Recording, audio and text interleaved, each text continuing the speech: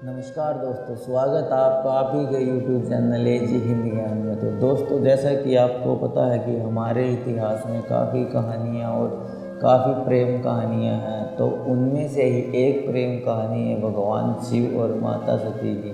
तो दोस्तों, आज हम माता सती और भगवान शिव की शादी कैसे हुई और किस प्रकार माता सती के शक्तिपीठ बने और भगवान विष्णु ने अपना सुदर्शन चक्र माता सती पर क्यों चलाया। तो दोस्तों, इस कहानी की शुरुआत होती है भगवान ब्रह्मा से।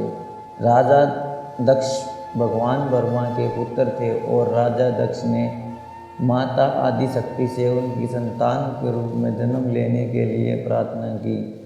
तो माता ने उनकी प्रार्थना स्वीकार करके राजा दक्ष के घर सती के रूप में जन्म लिया। दक्ष की पुत्री होने के कारण माता सती को दक्षिणी के नाम से भी जाना जाता था।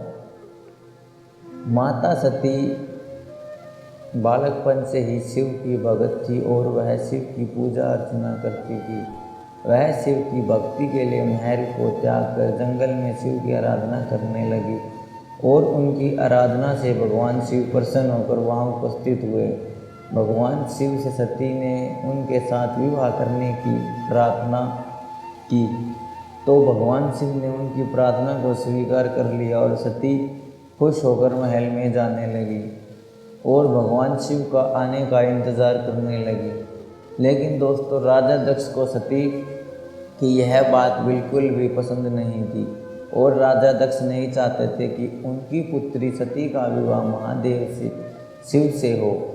लेकिन दोस्तों, अपने पिता की बात न मानकर महादेव से शादी की और उनके साथ कैलाश पर्वत पर चली गई।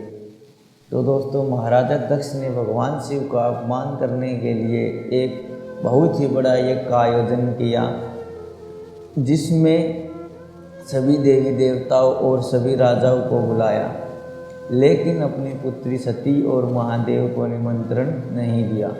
लेकिन जब माता सती को इस बात का पता चला तो वह महादेव से वहां जाने के लिए कहने लगी। तो दोस्तों, महादेव ने सती से कहा कि बिना निमंत्रण के वहां जाना ठीक नहीं है। लेकिन माता सती ने उनकी बात नहीं सुनी और वह हवन में चली गई। सती को वहां देखकर राजा दक्ष उनका अपमान करने लगे और महादेव के बारे में भला बुरा कहने लगे। सती ने उनसे कहा कि वह महादेव के साथ बहुत ही खुश है और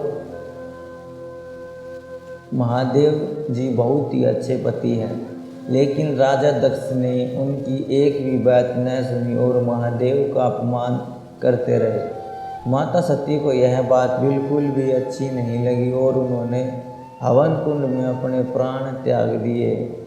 और दोस्तों, जब महादेव को इस बात का पता चला तो उन्हें बहुत ही क्रोध आया और उन्होंने रुद्र रूप धारण किया और तांडव करने लगे। तो दोस्तों, भगवान शिव ने अपनी जटाओं से कुछ हिस्सा उखाड़ा और जमीन पर डाल दिया, जिससे वहां पर वीरभद्र उत्पन्न हुए, जो कि शिव का विनाशकारी रूप थे। वीरभद्र देखने में बहुत ही भयंकर और खतरनाक थे। उनके 8 हाथ थे और 8 हाथों में शस्त्र थे। और महादेव की दूसरी जटा से वृद्धकाली उत्पन्न हुई और महादेव ने उन दोनों को दक्ष के वहाँ भेज दिया और भद्रकाली और वीरभद्र ने वहाँ जाकर राजा दक्ष का सिर अलग कर दिया और महादेव माता सती को लेकर इधर उधर घूमने लगे। तो दोस्तों, बताया जाता है कि भगवान विष्णु ने अपने चक्र से माता सती के शरीर को 51 टुकड़ों में अलग अलग कर दिया और जहाँ जहाँ माता सती के शरीर का अंग पड़ा वहाँ पर माता के शक्तिपीठ कहलाए। तो दोस्तों, जैसा कि देवी भागवत में माता सती के 108 और देवी गीता में 72 और देवी पुराण में 51 माता के शक्तिपीठ बताए गए हैं। तो दोस्तों, आशा करते हैं कि आपको हमारी ये वीडियो पसंद आई होगी। तो प्लीज़ चैनल को लाइक करें, सब्सक्राइब करें और अपना कीमती कमेंट दें।